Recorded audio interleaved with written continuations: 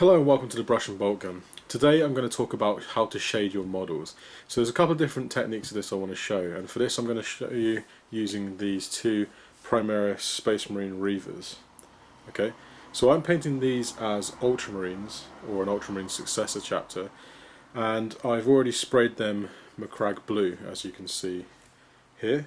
So I've used an airbrush to give them a nice base coat of Macragge blue. And if we look closely at the models, it's a very flat colour, there's not a lot of depth to that.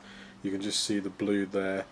The light naturally catches it, but we can make this look a little bit more detailed, a little bit more natural by shading them.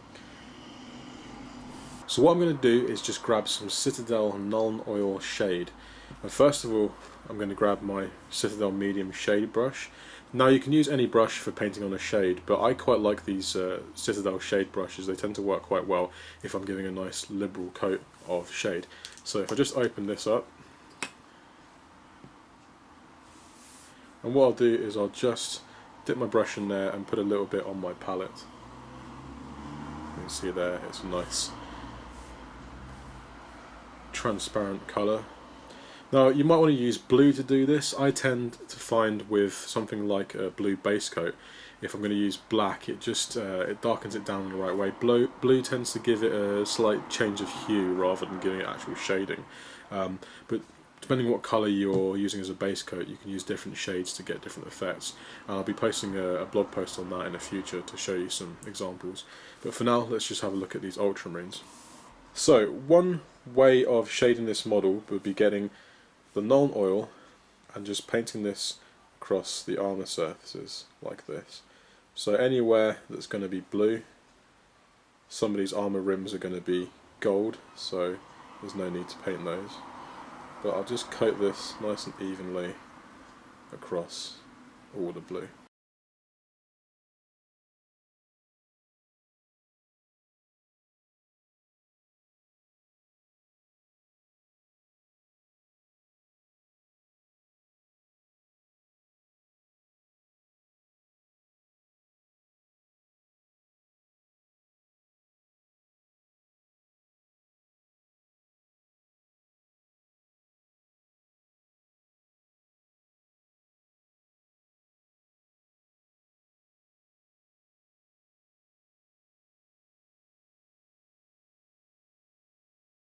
So I've given a nice even coat to that model, and we can see here that that's still wet, but all the blue panels are covered, making sure you're getting into the recesses behind the backpack and under the arms.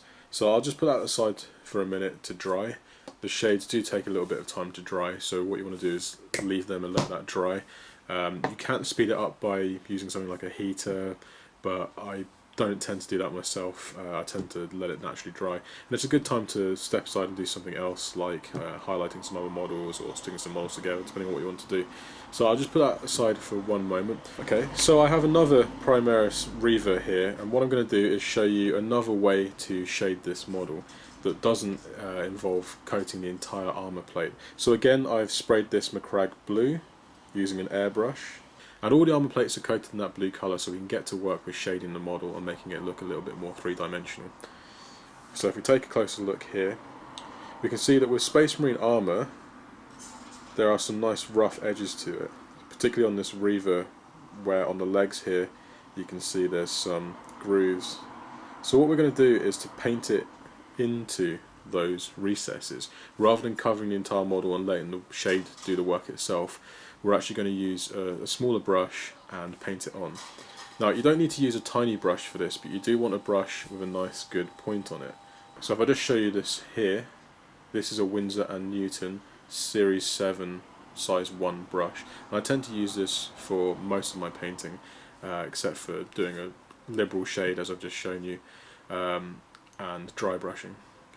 So what I can do is I can get the model here, and as I've already got some Nuln Oil on my palette, I'll just use the same, and you can see here I'm just drawing that into a line with the brush, and that helps keep the point on the brush itself.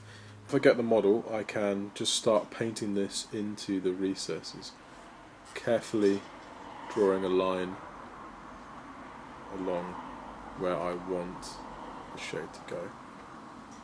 I can always go back over with the Macragge blue if I'm not too happy with this, but you can see as the brush has a nice point, I can just work my way around, turn the model to the angle of my other hand so that I can draw a nice, or paint rather, a nice clean line there. So you can see on that foot there I've already started to shade the model. There's a little bit too much shade here, so I just wetted my brush and I'll just brush that out of the way, and I can always go over again in the recess with a little bit more non-oil. Okay.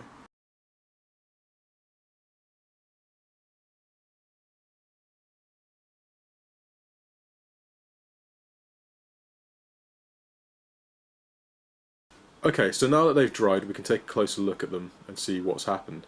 So here I have the first Reaver that I painted liberally with non-oil going across all the armour plates, and as you can see, it shaded the model, it's given it more depth, but on some of the larger areas it has tended to pull, such as here we can see on the shoulder pad there's a bit of a watermark. So one way to stop that from happening would be to keep a wet brush and to make sure that the shade doesn't have too much time to dry on one particular area, so we can keep that wet and just keep brushing it off.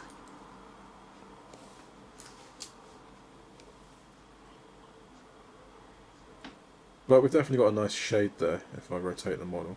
So if I grab a plain Macragge blue one, you can see this is just plain blue, and it's a bit boring, it's not too much to look at. It looks like it's just been painted, it doesn't really look like a real life Space Marine charging into battle, whereas the one on the right hand side has a bit more depth to it. It looks a bit more like that armour's actually catching the light and shadows.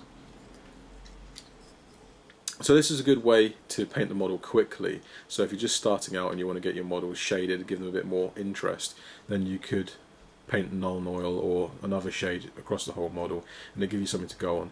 You could then highlight it a little bit and then paint the weapons, and that would give you a nice tabletop model.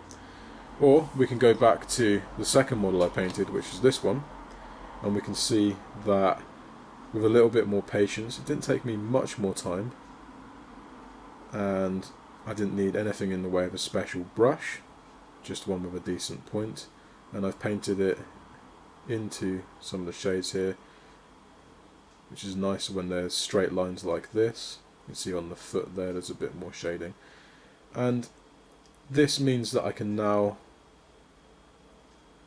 paint the armor plates with a bit of highlighting, and that'll give me a 3-stage paint on my model, which will make it look a little bit more interesting. Again, if I compare that to the plain Macragge blue one, we can see that it's got a bit more depth to the model. It looks a bit more alive, and with a highlight on that it'll look even better. Okay, and we just compare the two models again. Here we go. Here are the two different methods of shading your model. So I hope that was useful for you. If you've got any questions or comments, please post below. If you like the video, give us a thumbs up, and be sure to subscribe to check our future content on Brush and Bolt Gun.